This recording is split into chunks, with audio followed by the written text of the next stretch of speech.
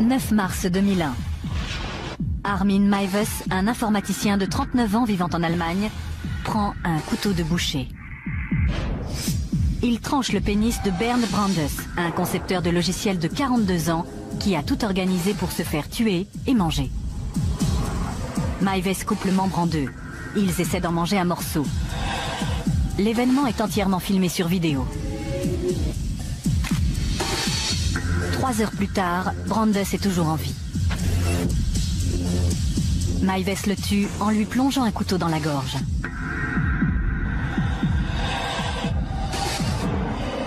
Au cours de l'année, il mangera 20 kilos de la chair de Brandes avant de passer volontairement aux aveux. Pour ces deux hommes, c'était le summum de l'expérience érotique. L'atroce apogée d'une aventure passionnée et tordue.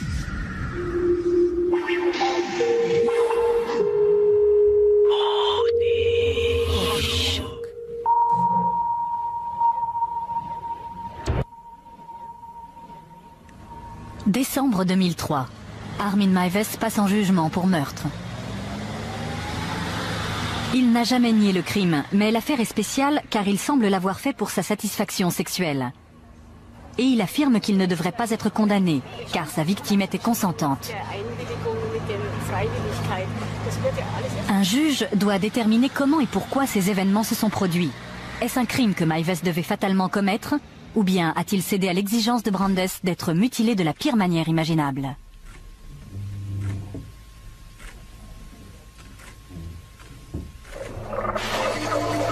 Ils font connaissance sur Internet le 5 février 2001. Un mois plus tard, Frankie allait rencontrer Kator en personne.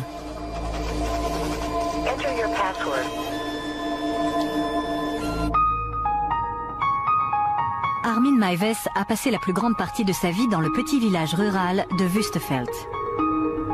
Il demeure dans un manoir de 40 pièces, l'une des 7 maisons du hameau. Il y a un superbe jardin immense. C'est plutôt un parc. Et la maison a plus de 700 ans. En entrant, on avait l'impression de se retrouver dans un autre siècle, comme si le temps s'était arrêté.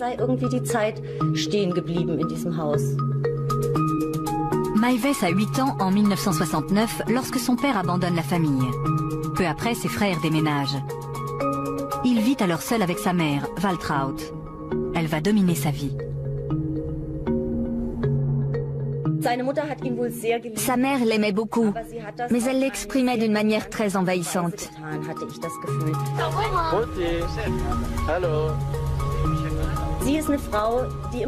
C'était une femme qui rêvait de recevoir sa famille, ses enfants et des amis, que sa vaste demeure soit pleine d'animation. Mais ça ne s'était pas passé ainsi dans sa vie. Elle était seule, ses 2 fils aînés étaient partis et elle n'avait qu'Armin qui devait accepter tout son amour. Très tôt, étouffé par les attentions de sa mère et connaissant peu de monde, Armin se met à rêver. Il s'invente un petit frère imaginaire, Frankie.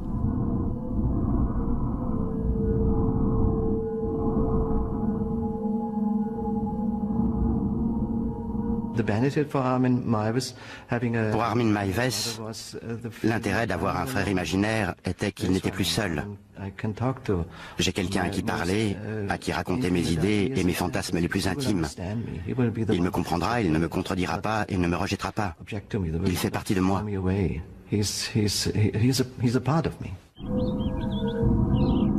Il crée ses propres contes de fées, dont il dit qu'il se les rappelle encore parfaitement.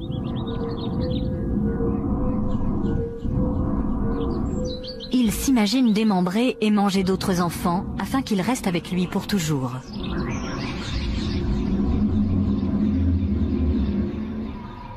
Pendant son adolescence, Meiwes demeure le serviteur dévoué de sa mère.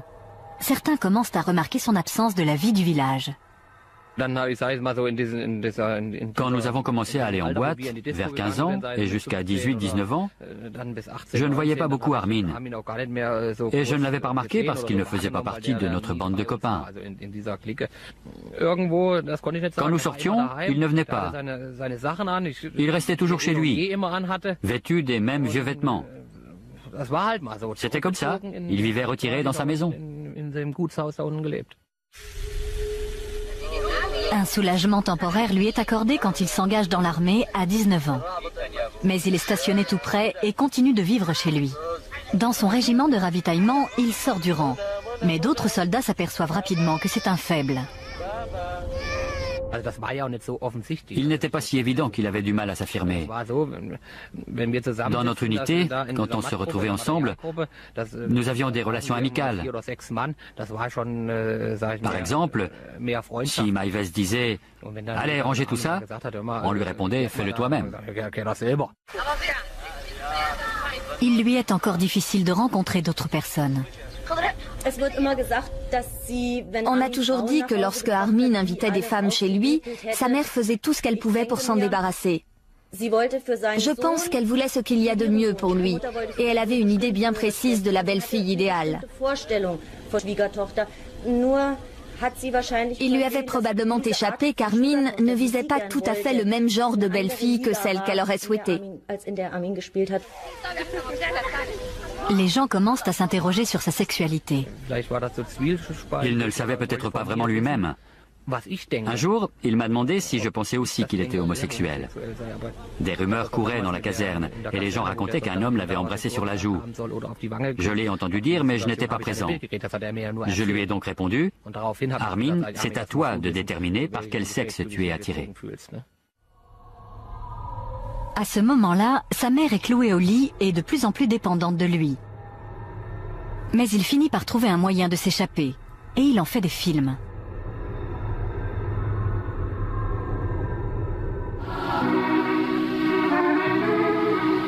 À l'armée, il a rencontré un groupe d'amateurs de voile qui organise des expéditions au large de la côte allemande.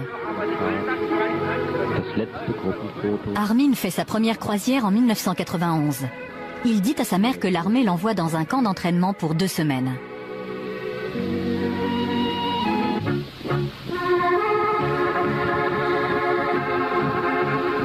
Deux ans plus tard, il décide d'y retourner. Cette fois-ci, il veut le consentement de sa mère.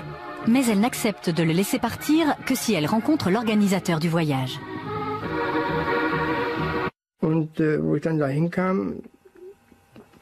Quand je suis arrivé chez lui, je me suis dit « Mon Dieu, où suis-je » C'était comme si je me retrouvais au Moyen-Âge, dans un vieux manoir. En entrant, j'ai vu des vieux tapis, des vieux meubles, des choses comme ça. Après avoir posé de nombreuses questions, la mère se résout à le laisser partir. Mais pourquoi tant d'inquiétude? C'était totalement inutile. C'était un homme de 30 ans qui pouvait prendre soin de lui.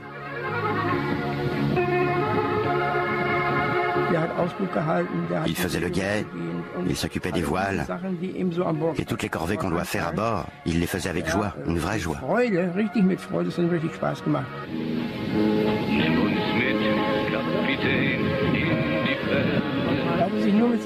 Il filmait tout le temps.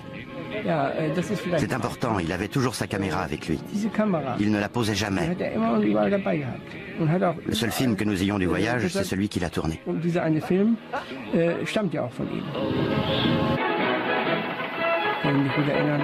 Quand nous nous reposions, il préparait des pâtes. Il adorait ça. Mais en fait, il ne mangeait pas beaucoup. Mais sa mère ne quitte jamais longtemps ses pensées. Il l'appelait quasiment tous les 2 jours. Il était évident que c'était une obligation. Je suppose qu'il avait des ordres. Tu m'appelleras pour me donner de tes nouvelles, mon fils.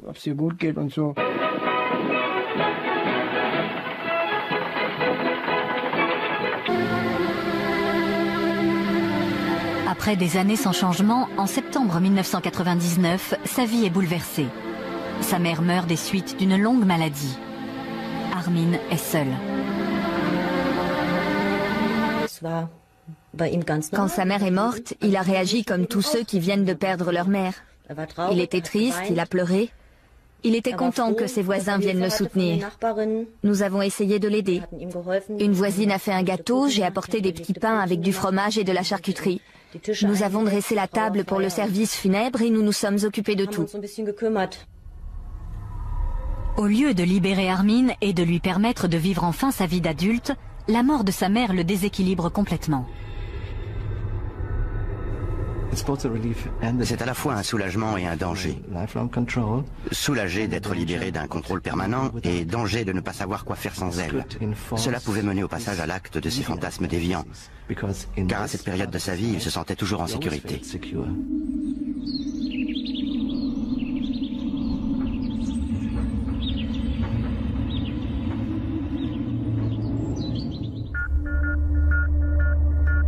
Bernd Brandes disparaît le 9 mars 2001. À 42 ans, le concepteur de logiciels berlinois s'est porté volontaire pour être abattu par Armin Meiwes. Le jour où il ne s'est pas présenté au travail, nous ne nous sommes pas trop inquiétés. Il n'était pas inhabituel qu'un collègue soit un peu en retard. Mais quand nous sommes partis déjeuner et qu'il n'était toujours pas là, nous avons commencé à attendre qu'il nous appelle.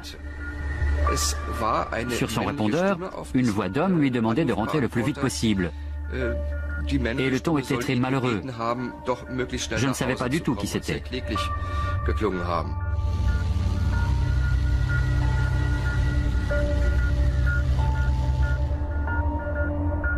J'étais très surpris, parce que ça ne cadrait pas avec l'image que je me faisais de lui. La voix est celle de René Janacek, le petit ami secret de Brandes. Pour lui aussi, la disparition de Bernd est un mystère. Quand la police abandonne les recherches, il contacte des journalistes pour qu'ils enquêtent sur l'affaire. J'ai tout de suite apprécié René. Il a les pieds sur terre. Il est boulanger et il est très franc. Mais il était complètement désespéré quand je l'ai rencontré. Ce qui le rendait fou, c'était de n'avoir aucune explication sur ce qui s'était passé. Pour lui, c'était inconcevable. J'ai essayé de creuser un peu, de savoir si Bernd avait des contacts dans le milieu des prostituées mâles. Peut-être qu'il s'était passé quelque chose là. À Berlin, il arrive parfois qu'un gay disparaisse brusquement. Mais pour René, c'était impensable. Il disait qu'ils avaient l'habitude de regarder la télé ensemble tous les soirs et qu'ils n'allaient au cinéma que de temps en temps. Il rencontrait rarement d'autres amis et il n'avait aucun contact dans les milieux glauques.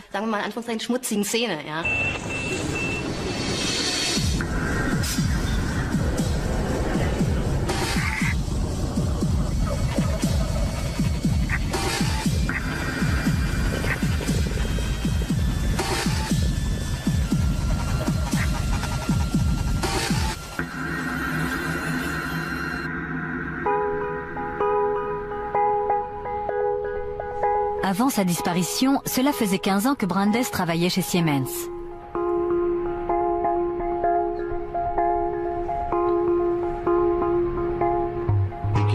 Au début, M. Brandes était très amical, très sociable au bureau. Il s'amusait avec ses collègues et il racontait des blagues. Après sa rupture avec Ariane, sa petite amie de longue date, Brandes n'attend que 3 mois avant de chercher quelqu'un d'autre. Il m'a dit qu'il ne pouvait pas rester seul et il a décidé de se trouver une nouvelle petite amie. En cherchant dans les petites annonces de rencontres et sur Internet, il a initié de nouvelles amitiés et organisé des dîners.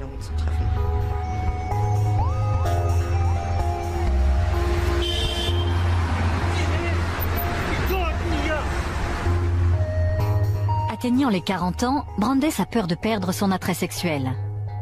Il se réinvente et se met au sport de manière obsessionnelle. Il ne cesse de raconter à ses collègues comment il a transformé sa bedaine en tablette de chocolat. Quand il remarque un début de calvitie, il se rase la tête.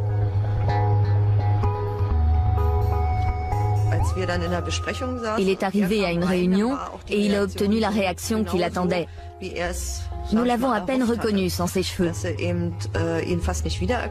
Bernd était le genre de personne qui adorait provoquer des réactions. Plus tard, au fil du temps et jusqu'à sa disparition, et alors que nous continuions à travailler ensemble, son comportement m'a semblé de plus en plus négatif. Dans sa quête de sensations, Brandes devient de plus en plus excentrique.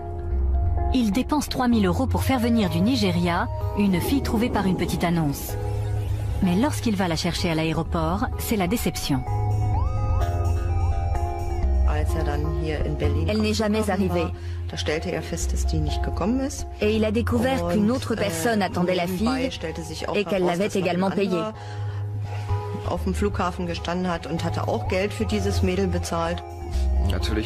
Naturellement, nous, ses collègues, ça nous a fait sourire. Nous pensions, comment peut-on envoyer de l'argent comme ça? Mais il était très irrité, très en colère. Il était tellement furieux qu'il nous a annoncé qu'il allait peut-être aller là-bas pour voir ce qu'était devenu son argent. Il disait que c'était vraiment incorrect. Ses efforts pour pimenter sa vie sont enfin récompensés lorsqu'il rencontre une femme nommée Alexandra. Elle était encore plus farfelue. Elle faisait du parachutisme et elle a tenté de le persuader d'essayer. Elle faisait aussi du roller avec lui. Mais au bout de quelques mois, sa relation avec Alexandra s'étiole. Il a une nouvelle passion. Bernd parlait tout le temps de son amour pour son ordinateur. C'était un vrai fou de PC. Il parlait des systèmes qu'il avait créés chez lui et de ce qu'il faisait. Il surfait beaucoup sur Internet. Il finit par trouver quelqu'un qui partage sa passion pour l'informatique. Je savais que Bernd était ami avec un homme et que celui-ci vivait chez lui. Mais ça ne veut pas forcément dire qu'il était homosexuel. Il s'intéressait aux mêmes choses et lui aussi aimait surfer sur Internet. Ils travaillaient ensemble à la construction d'un réseau informatique. Il n'a rien dit de plus à ce sujet et pour moi c'était parfaitement crédible.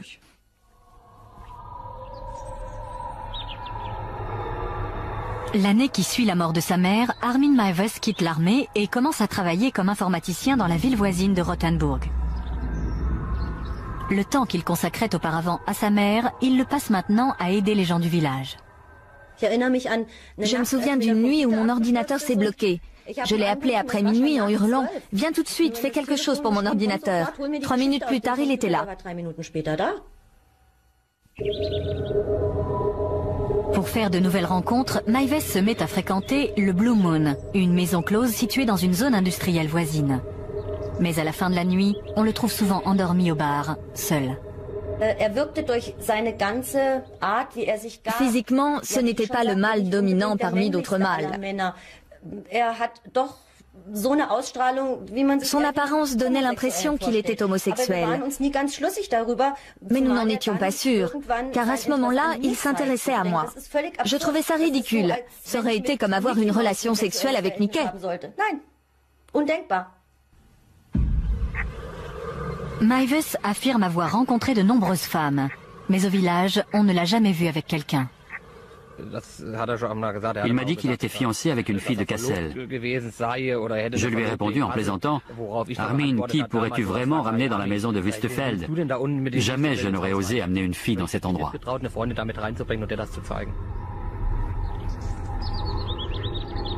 Il est peu probable que Meiwes connaisse une sexualité adulte.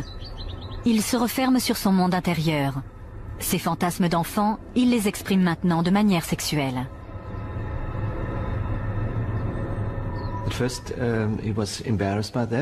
Au début, ça le gênait. Il avait peut-être l'impression qu'ils étaient deux, que deux personnes cohabitaient en lui. Ça ne fait pas partie de moi, ces fantasmes viennent d'ailleurs, d'un fantôme très méchant peut-être. Mais plus il y pensait, plus il lisait sur ce sujet, plus il voyait de films qui en parlaient, plus il l'intégrait dans sa vie. Lorsqu'on en arrive à des comportements extrêmes, comme le fétichisme, on ne peut pas dire que ce soit lié de près à l'éducation de la personne. Parfois, ça peut être relié à une expérience que cette personne a vécue et qui n'a rien à voir avec son éducation. Nous pouvons comprendre de nombreuses formes de fétichisme ou des choses qui s'y rattachent. Par exemple, exemple, bien des gens comprennent que les chaussures peuvent être sympas et nous admettons qu'on puisse les trouver très très sympas. Psychologiquement, cela s'explique par le fait que tout peut devenir objet d'excitation sexuelle. Vous apprenez qu'il existe dans le monde une chose qui vous excite sexuellement, vous et personne d'autre. Il installe un ordinateur chez lui et se connecte à des forums de discussion cannibales. Il y trouve des centaines de gens apparemment sur la même longueur d'onde.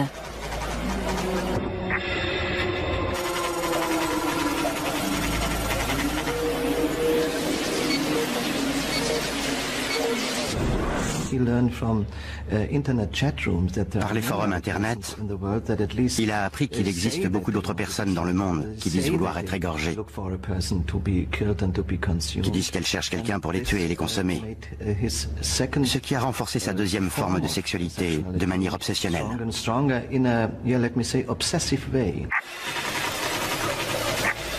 Maives envoie un message sous le pseudonyme de Frankie.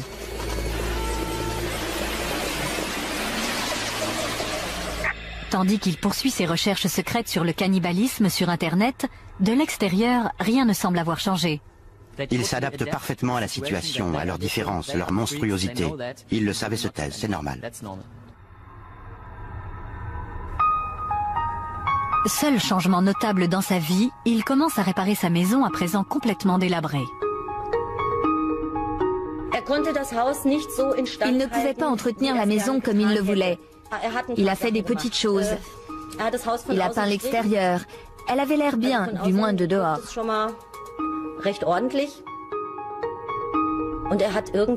Ensuite, il a installé des lavabos et des toilettes dans les chambres du haut.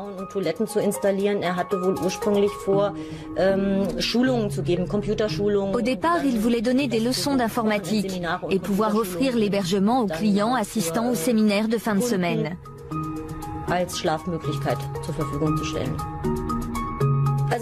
Franchement, je dois dire que la maison avait besoin d'être rénovée de fond en comble. Mais ces travaux ne servent pas seulement à rendre la maison plus confortable. Dans une pièce qu'aucun de ses amis ne verra jamais, Maives bâtit un abattoir afin de réaliser la phase suivante de son fantasme.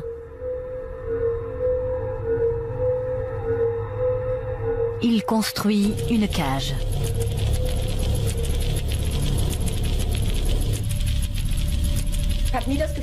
J'ai toujours pensé que je pouvais aller partout. Il est vrai qu'il ne vivait qu'en bas. Nous n'avions aucune raison de monter, nous restions en bas.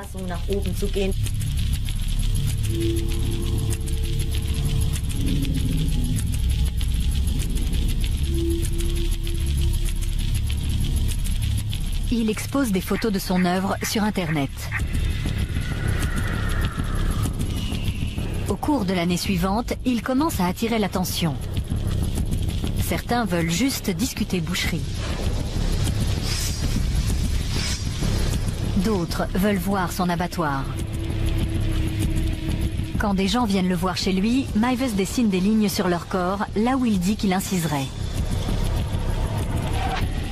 Il les suspend par les pieds grâce à une poulie fixée au plafond. Mais il s'aperçoit que rares sont ceux qui veulent pousser leur fantasme au-delà du jeu de rôle. Tous repartent indemnes.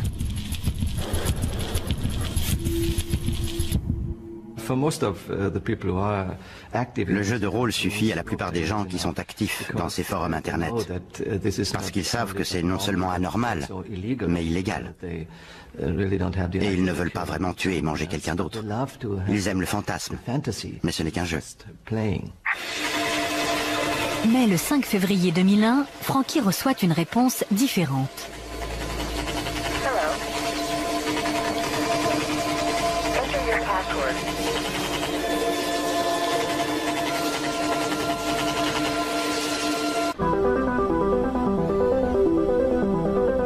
L'année précédant sa disparition voit un changement radical dans la vie de Bernd Brandes. Il s'installe avec René Janacek, un boulanger qu'il a rencontré par les petites annonces. Aux yeux de son petit ami, Brandes était un homme terre-à-terre et conventionnel. Parfaitement solide et assez conservateur, mais c'était ce qui lui plaisait chez lui.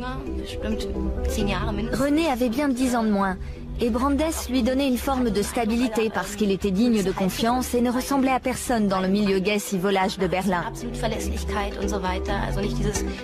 Il ressemblait plus à certains de ces types bien qui le fréquentent aussi et qui sont souvent extrêmement sérieux.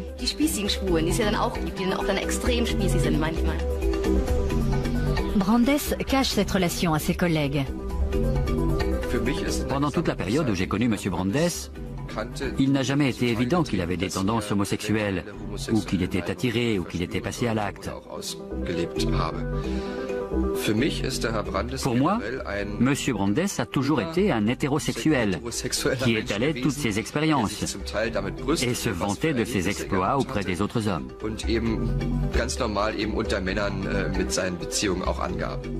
À l'insu de ses collègues et de René, Brandes commence à voir des prostituées hommes qu'il lève à la gare centrale de Berlin.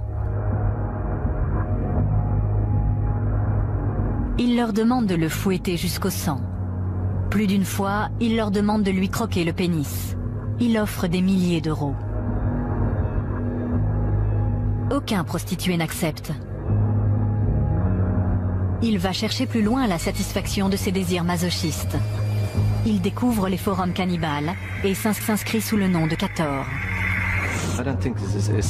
À mon avis, afficher des messages sur ce genre de site internet n'est pas le signe d'un comportement sexuel normal. Mais ça n'a rien de vraiment inquiétant, si on le fait juste pour s'amuser.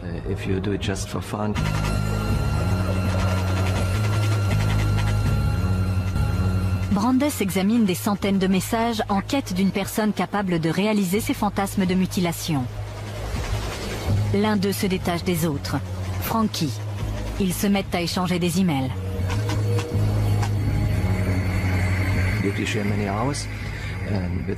Si on passe de nombreuses heures devant son ordinateur pour trouver des gens avec qui partager ses fantasmes obscènes, je pense qu'on a un problème.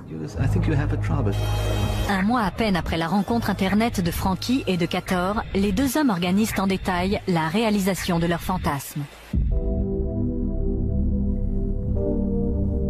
Comme d'habitude, Brandes part tôt de chez lui, comme s'il allait travailler. René dort encore. Il se rend à la gare centrale de Berlin. Il achète un billet pour Kassel, à l'autre bout de l'Allemagne. Aller simple. Il paye en espèces afin que personne ne puisse reconstituer son voyage.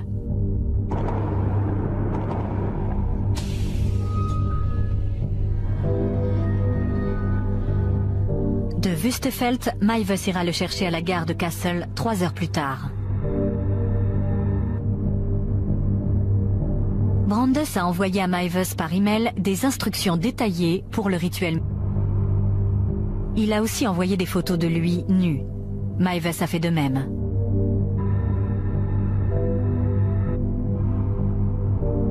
Le matin, Brandes efface de son ordinateur tout ce qui pourrait révéler sa destination. On ne l'attendra pas au bureau. Il a pris un jour de congé. Il a fait exprès de ne pas manger, afin que ses intestins soient vides. Selon les sites cannibales, ça rendra l'exécution plus facile et sa chair plus savoureuse.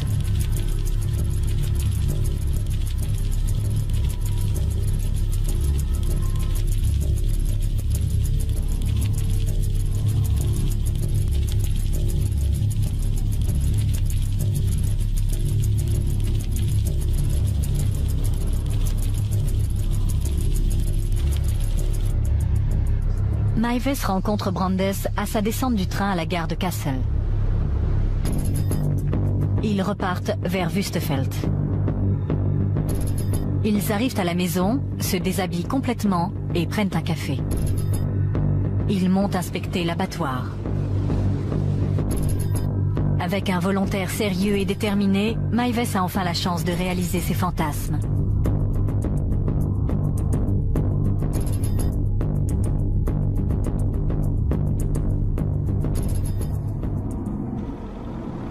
Mais au moment crucial, il ne peut se résoudre à mordre dans Brandes. Brandes décide alors de rentrer chez lui sans avoir réalisé ses fantasmes. Mais il ne reprendra pas le train pour Berlin. Meiwes affirme que Brandes l'a supplié de réessayer. Meiwes le convainc que cette fois, il sera capable d'aller jusqu'au bout.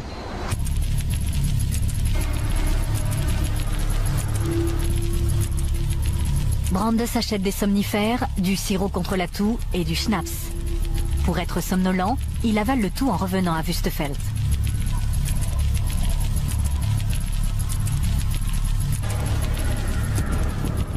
De retour à la maison, Meiwes prépare sa caméra vidéo afin de filmer le rituel.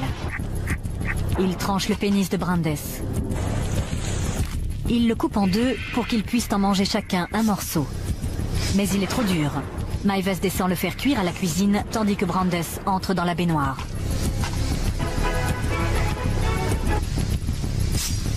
Le pénis finit par être tellement brûlé qu'il est immangeable. Brandes se vide de son sang dans la baignoire. Meiwes passe le temps en bas en lisant une histoire de Star Trek. 3 heures plus tard, Brandes est toujours en vie. Meiwes décide de le tuer. Il prend un couteau et lui tranche la gorge sur 18 cm.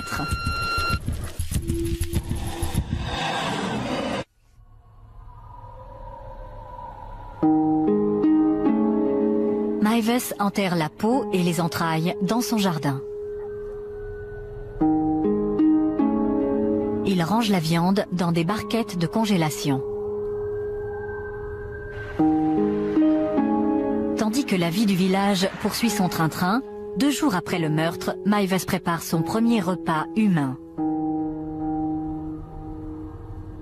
Il mange un steak avec des pommes de terre, des choux de Bruxelles, une sauce au poivre et un verre de vin rouge.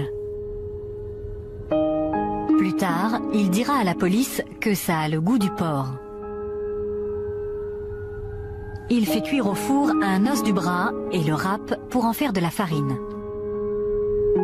Il met le pied de Brandes sur un plateau et le décore.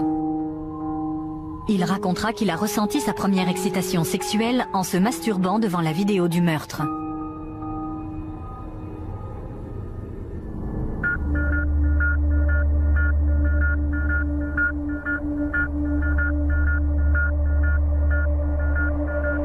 J'avais l'impression qu'il s'était passé quelque chose de louche. Nous nous sommes vite aperçus qu'il n'y avait pas eu de retrait sur son compte. Il n'avait donc pas sorti d'argent de la banque. Par conséquent, on pouvait écarter l'hypothèse d'une disparition volontaire.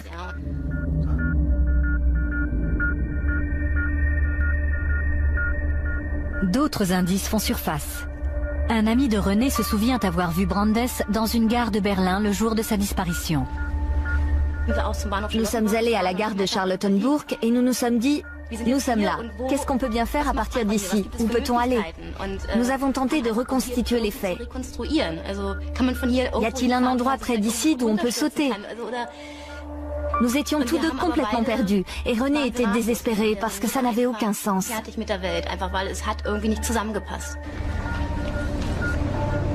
En dernier recours, ils font paraître une annonce dans le journal avec une photo de Brandes. Plusieurs semaines passent sans réponse. En l'absence d'autres pistes, l'affaire est classée. À présent, Meiwes est le seul à savoir ce qui s'est passé le 9 mars 2001. À Wüstefeld, personne n'a le moindre soupçon. De l'extérieur, les gens ne se rendront peut-être jamais compte que le fantasme est devenu réalité, parce qu'ils n'ont jamais su qu'il y avait un fantasme. Donc, d'un côté, la personne qui commet le crime ou réalise le fantasme a l'habitude de garder le plus grand silence et de ne jamais montrer le moindre signe de cet accomplissement. Et de l'autre, les gens ne s'aperçoivent pas du changement, parce qu'il n'y a probablement pas grand changement. Au cours des mois suivants, Meiwes continue à cuisiner et à manger la chair de Brandes. Mais ses fantasmes sont réalisés et il est à nouveau seul. Il se retrouvait le même qu'avant. Il se retrouvait seul. Il n'avait pas de partenaire.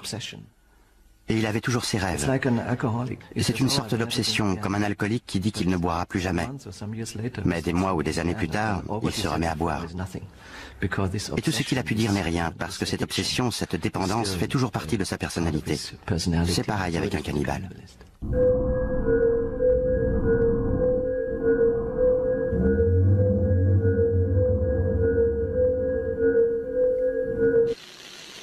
Après 5 mois de silence, Frankie retourne sur le forum cannibale en quête d'une nouvelle victime.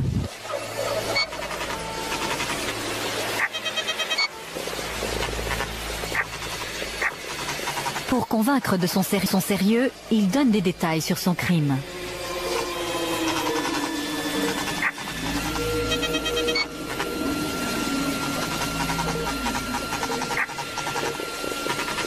En un mois, un étudiant d'Innsbruck voit plusieurs messages très explicites et prévient la police.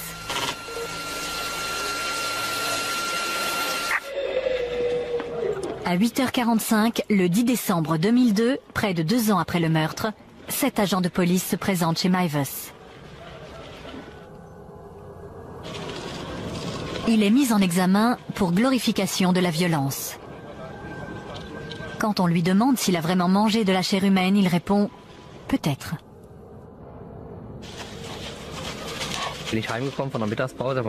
Pendant ma pause déjeuner, je suis rentré à la maison vers midi.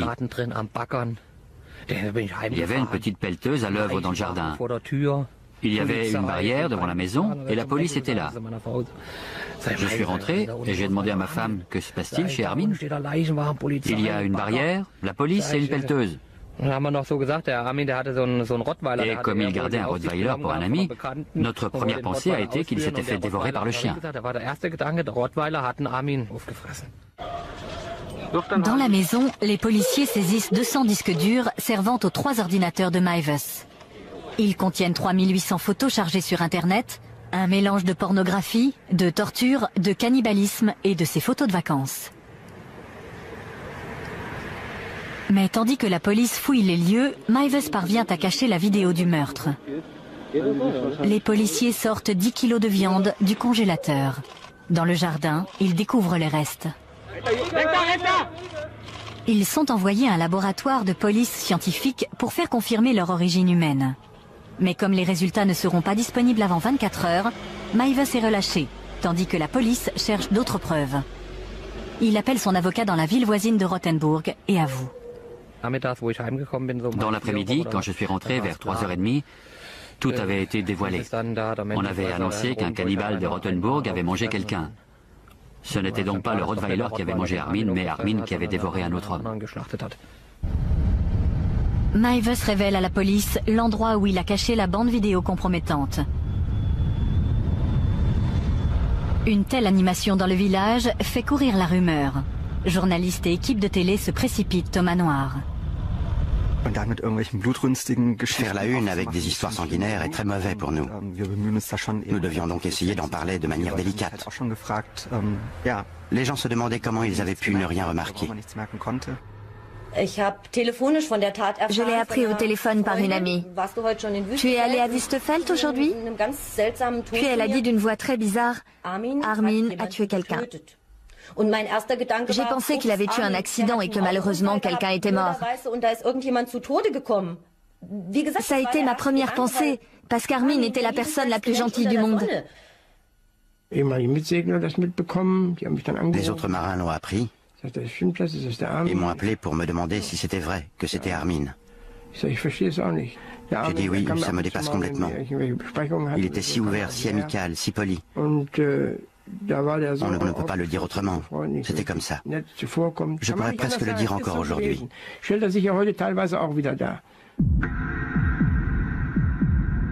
Les anatomopathologistes calculent qu'il manque 20 kilos de chair sur les restes de Brandes. Après avoir visionné la vidéo tournée par Meiwes, ils estiment que Brandes est mort à la suite de l'égorgement plutôt que de la mutilation. Meiwes est donc mis en examen non pour homicide, mais pour meurtre.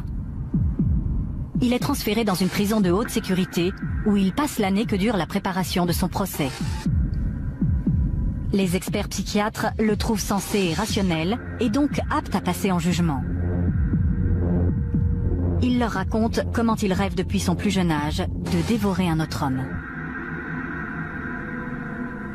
Si vous êtes cannibale, à l'évidence, vous êtes très différent.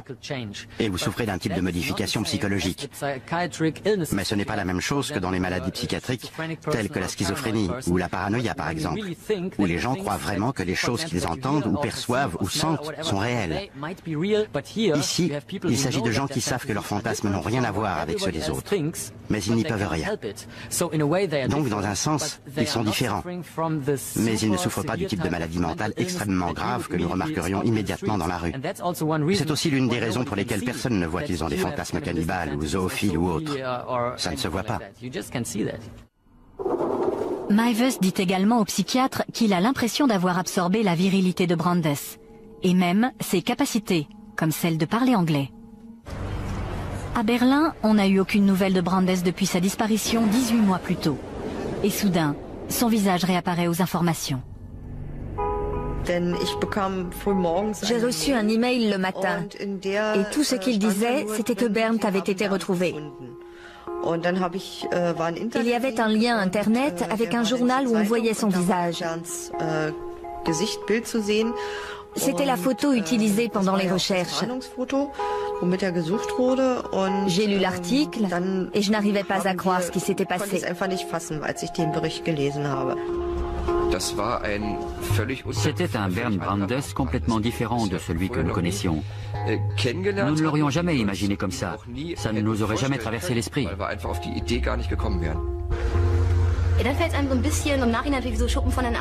C'était comme si les écailles me tombaient des yeux. Il arrive souvent que des gens qui ont des tendances perverses semblent parfaitement normaux et ordinaires au monde extérieur. On se dit alors que la réalité est complexe.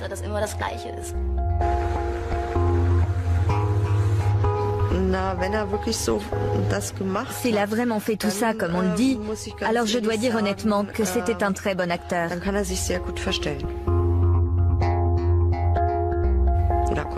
Bernd devait avoir une double personnalité.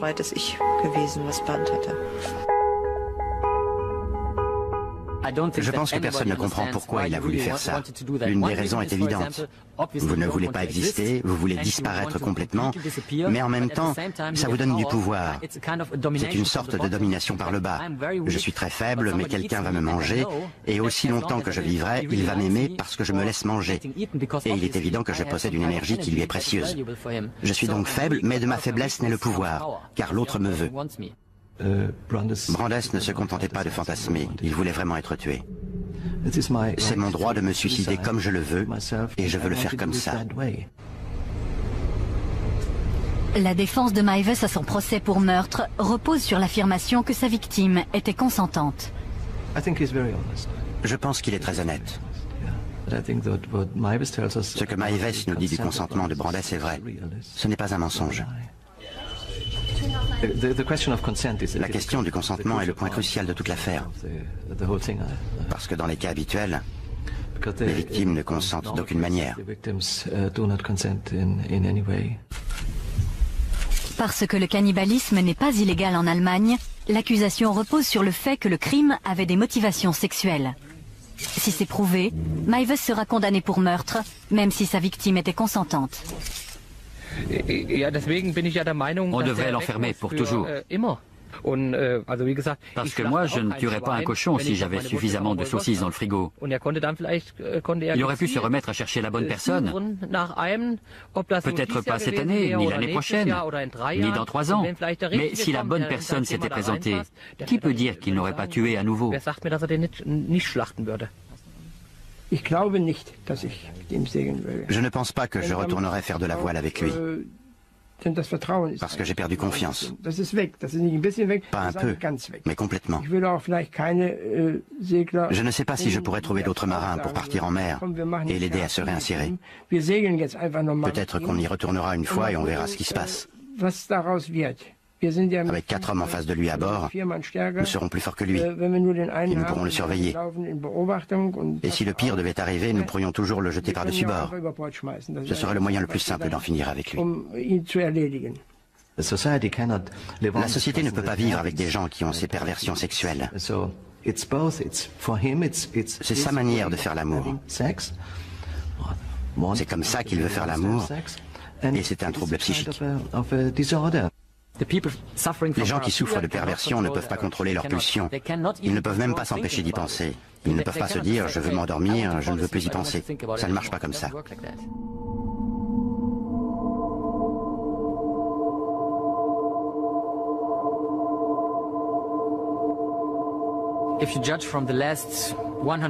Si l'on en juge par les 100 dernières années, il est peu probable que ça se reproduise en Allemagne au cours de notre vie. Mais c'est possible.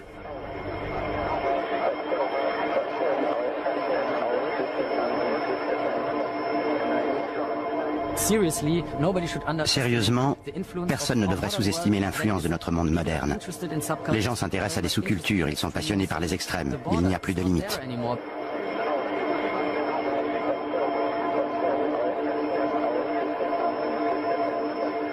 Les sous-cultures sont de plus en plus accessibles par le net. Alors il est possible que ça se reproduise.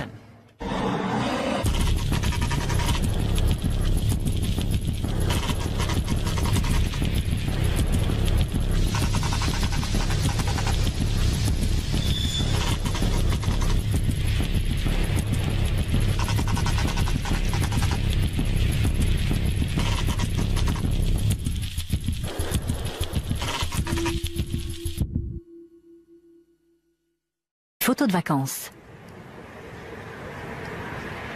Mais tandis que la police fouille les lieux, Meiwes parvient à cacher la vidéo du meurtre. Les policiers sortent 10 kilos de viande du congélateur. Dans le jardin, ils découvrent les restes. Ils sont envoyés à un laboratoire de police scientifique pour faire confirmer leur origine humaine. Mais comme les résultats ne seront pas disponibles avant 24 heures, Meiwes est relâché, tandis que la police cherche d'autres preuves. Il appelle son avocat dans la ville voisine de Rothenburg et avoue. Dans l'après-midi, quand je suis rentré vers 3h30, tout avait été dévoilé. On avait annoncé qu'un cannibale de Rothenburg avait mangé quelqu'un. Ce n'était donc pas le Rottweiler qui avait mangé Armin, mais Armin qui avait dévoré un autre homme. Meiwes révèle à la police l'endroit où il a caché la bande vidéo compromettante. Une telle animation dans le village fait courir la rumeur. Journalistes et équipes de télé se précipitent au manoir. Faire la une avec des histoires sanguinaires est très mauvais pour nous. Nous devions donc essayer d'en parler de manière délicate. Les gens se demandaient comment ils avaient pu ne rien remarquer. Je l'ai appris au téléphone par une amie. Tu es allé à Wüstefeld aujourd'hui? Et qui n'a rien à voir avec son éducation. Nous pouvons comprendre de nombreuses formes de fétichisme ou des choses qui s'y rattachent. Par exemple, bien des gens comprennent que les chaussures peuvent être sympas et nous admettons qu'on puisse les trouver très très sympas. Psychologiquement, cela s'explique par le fait que tout peut devenir objet d'excitation sexuelle. Vous apprenez qu'il existe dans le monde une chose qui vous excite sexuellement, vous et personne d'autre. Il installe un ordinateur chez lui et se connecte à des forums de discussion cannibales. Il y trouve des centaines de gens apparemment sur la même longueur d'onde.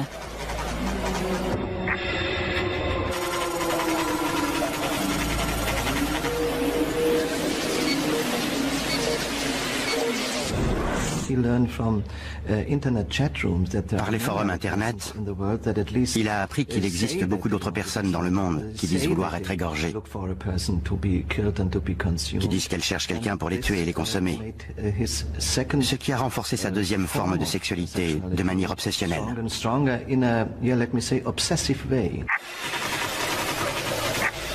Meiwes envoie un message sous le pseudonyme de Frankie.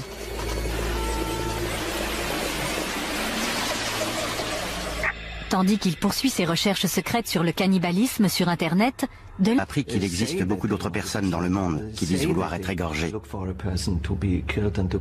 qui disent qu'elles cherchent quelqu'un pour les tuer et les consommer, ce qui a renforcé sa deuxième forme de sexualité de manière obsessionnelle.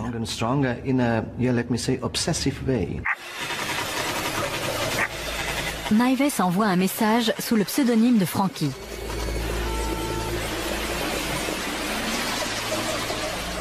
Tandis qu'il poursuit ses recherches secrètes sur le cannibalisme sur Internet, de l'extérieur, rien ne semble avoir changé.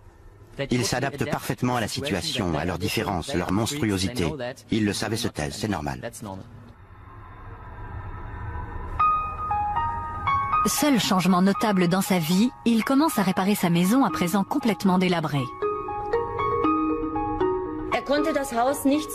Il ne pouvait pas entretenir la maison comme il le voulait. Il a fait des petites choses. Il a peint l'extérieur. Elle avait l'air bien, du moins de dehors.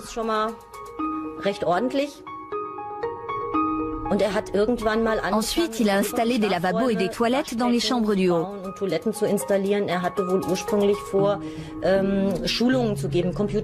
Au départ, il voulait donner des leçons d'informatique et pouvoir offrir l'hébergement aux clients assistant au séminaire de fin de semaine. Du sirop contre la toux et du schnapps. Pour être somnolent, il avale le tout en revenant à Wüstefeld.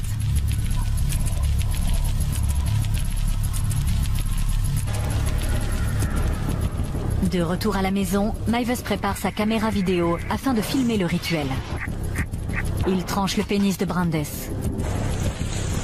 Il le coupe en deux pour qu'ils puissent en manger chacun un morceau. Mais il est trop dur. Meiwes descend le faire cuire à la cuisine tandis que Brandes entre dans la baignoire.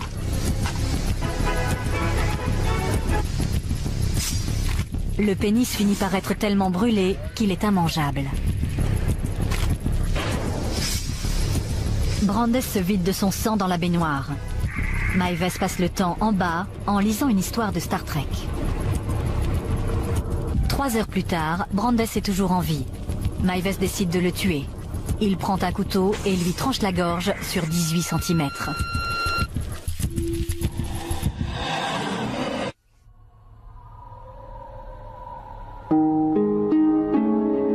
Meiwes enterre la peau et les entrailles dans son jardin. Il range la viande dans des barquettes de congélation. Tandis que la vie du village... Quand nous avons commencé à aller en boîte, vers 15 ans et jusqu'à 18-19 ans, je ne voyais pas beaucoup Armin. Et je ne l'avais pas remarqué parce qu'il ne faisait pas partie de notre bande de copains. Quand nous sortions, il ne venait pas. Il restait toujours chez lui, vêtu des mêmes vieux vêtements. C'était comme ça. Il vivait retiré dans sa maison. Un soulagement temporaire lui est accordé quand il s'engage dans l'armée à 19 ans. Mais il est stationné tout près et continue de vivre chez lui. Dans son régiment de ravitaillement, il sort du rang. Mais d'autres soldats s'aperçoivent rapidement que c'est un faible. Il n'était pas si évident qu'il avait du mal à s'affirmer. Dans notre unité, quand on se retrouvait ensemble, nous avions des relations amicales.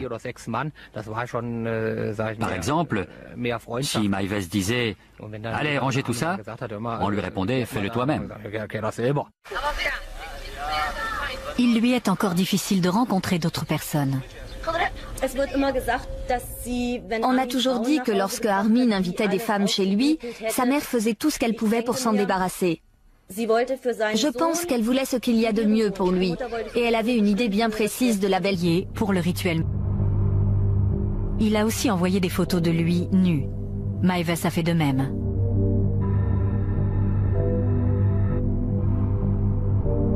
Le matin, Brandes efface de son ordinateur tout ce qui pourrait révéler sa destination. On ne l'attendra pas au bureau. Il a pris un jour de congé. Il a fait exprès de ne pas manger, afin que ses intestins soient vides. Selon les sites cannibales, ça rendra l'exécution plus facile et sa chair plus savoureuse.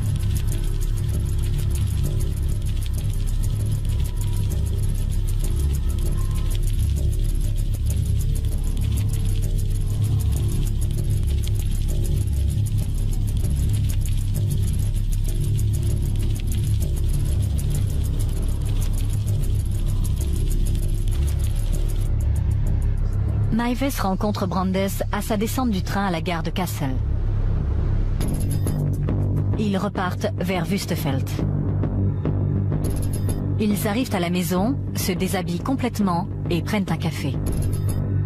Ils montent inspecter l'abattoir. Avec un volontaire sérieux et déterminé, Meiwes a enfin la chance de réaliser ses fantasmes.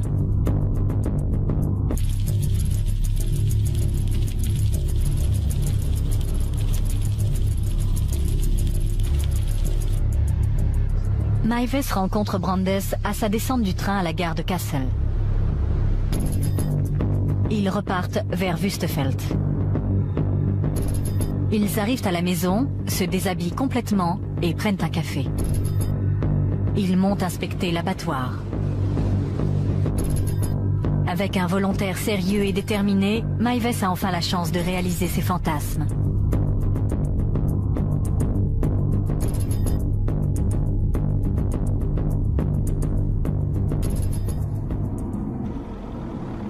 Mais au moment crucial, il ne peut se résoudre à mordre dans Brandes. Brandes décide alors de rentrer chez lui sans avoir réalisé ses fantasmes. Mais il ne reprendra pas le train pour Berlin. Maives affirme que Brandes l'a supplié de réessayer. Maives le convainc que cette fois, il sera capable d'aller jusqu'au bout.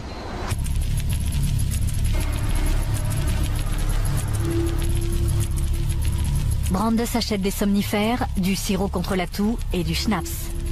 Pour être somnolent, il avale le tout en revenant à Wüstefeld. Mais plus il y pensait, plus il lisait sur ce sujet, plus il voyait de films qui en parlaient, plus il l'intégrait dans sa vie. Lorsqu'on en arrive à des comportements extrêmes, comme le fétichisme, on ne peut pas dire que ce soit lié de près à l'éducation de la personne. Parfois, ça peut être relié à une expérience que cette personne a vécue et qui n'a rien à voir avec son éducation. Nous pouvons comprendre de nombreuses formes de fétichisme ou des choses qui s'y rattachent. Par exemple, bien des gens comprennent que les chaussures peuvent être sympas et nous admettons qu'on puisse les trouver très très sympas. Psychologiquement, cela s'explique par le fait que tout peut devenir objet d'excitation sexuelle.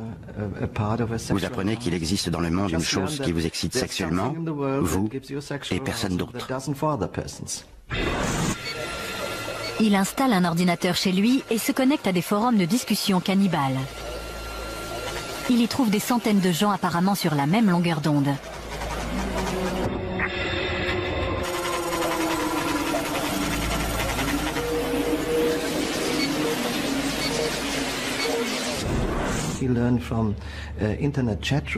Par les forums Internet, il a appris qu'il existe beaucoup d'autres personnes dans le monde qui disent vouloir être égorgées, qui disent qu'elles cherchent quelqu'un pour les tuer et les consommer. Ce qui a renforcé sa détresse, l'intérêt d'avoir un frère imaginaire était qu'il n'était plus seul.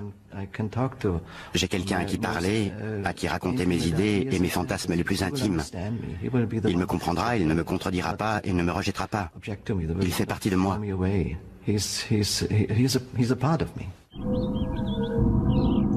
Il crée ses propres contes de fées, dont il dit qu'il se les rappelle encore parfaitement.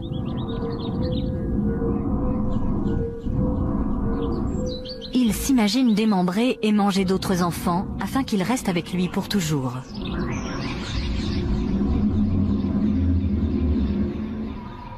Pendant son adolescence, Maives demeure le serviteur dévoué de sa mère. Certains commencent à remarquer son absence de la vie du village. Quand nous avons commencé à aller en boîte, vers 15 ans et jusqu'à 18-19 ans, je ne voyais pas beaucoup Armin. Et je ne l'avais pas remarqué parce qu'il ne faisait pas partie de notre bande de copains. Quand nous sortions, il ne venait pas. Il restait toujours chez lui, vêtu des mêmes vieux vêtements. C'était comme ça. Il vivait retiré dans sa maison. Un soulagement temporaire lui est accordé quand il s'engage dans l'armée à 19 ans. Mais il est stationné tout près et continue de trouver un moyen de s'échapper. Et il en fait des films.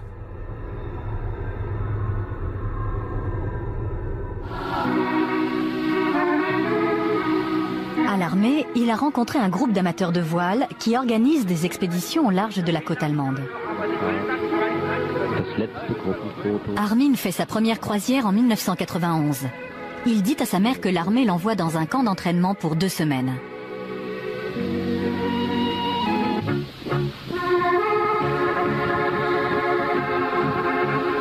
Deux ans plus tard, il décide d'y retourner. Cette fois-ci, il veut le consentement de sa mère. Mais elle n'accepte de le laisser partir que si elle rencontre l'organisateur du voyage.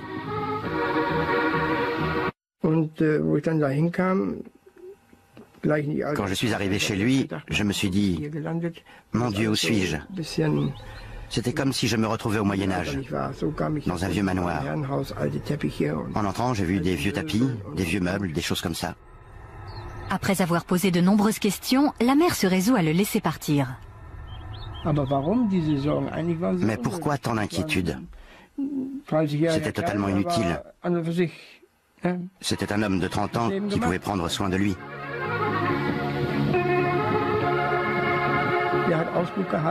Il faisait...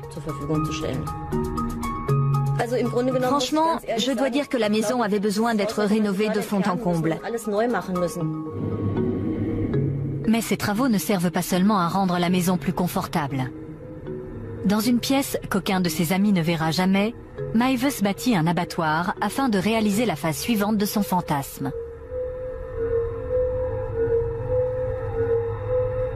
Il construit une cage.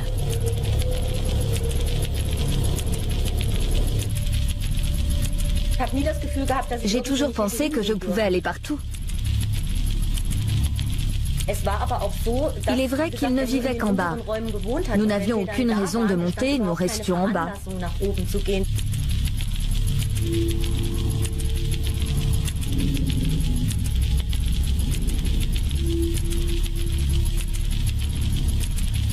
Il expose des photos de son œuvre sur Internet. Au cours de l'année suivante, il commence à attirer l'attention. Certains veulent juste discuter boucherie. D'autres veulent voir son abattoir. Quand des gens viennent le voir chez lui, Meiwes dessine des lignes sur leur corps, là où il dit qu'il inciserait. S'il a vraiment mangé de la chair humaine, il répond « peut-être ».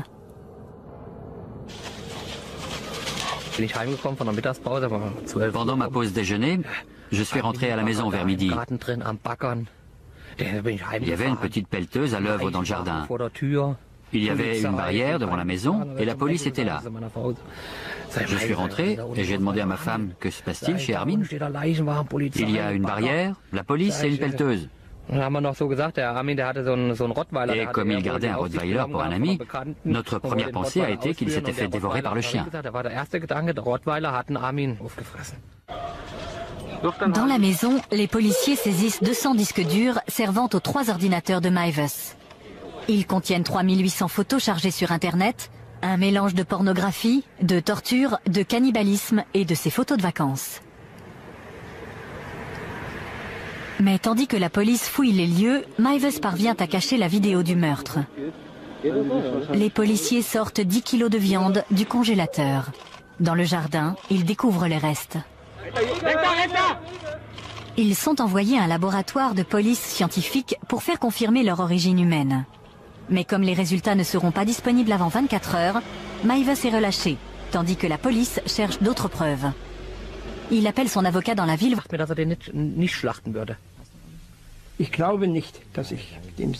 Je ne pense pas que je retournerai faire de la voile avec lui. Parce que j'ai perdu confiance. Pas un peu, mais complètement.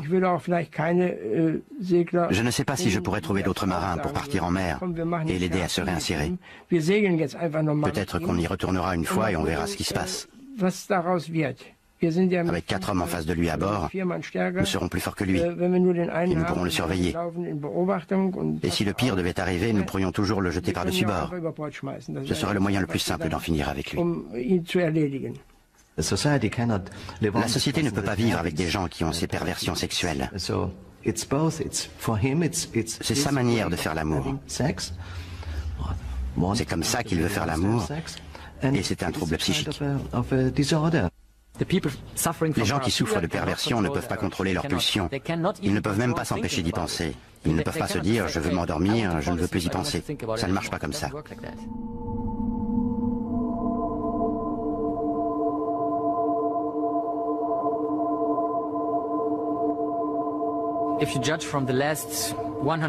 Si l'on en juge par les 100 dernières années, il est peu probable que ça se reproduise en Allemagne au cours de notre vie. Mais c'est possible. Tout de suite apprécié René. Il a les pieds sur terre. Il est boulanger et il est très franc. Mais il était complètement désespéré quand je l'ai rencontré. Ce qui le rendait fou, c'était de n'avoir aucune explication sur ce qui s'était passé. Pour lui, c'était inconcevable. J'ai essayé de creuser un peu, de savoir si Bernd avait des contacts dans le milieu des prostituées mâles. Peut-être qu'il s'était passé quelque chose là. À Berlin, il arrive parfois qu'un gay disparaisse brusquement. Mais pour René, c'était impensable. Il disait qu'ils avaient l'habitude de regarder la télé ensemble tous les soirs et qu'ils n'allaient au cinéma que de temps en temps. Il rencontrait rarement d'autres amis et il n'avait aucun contact dans les milieux glauques.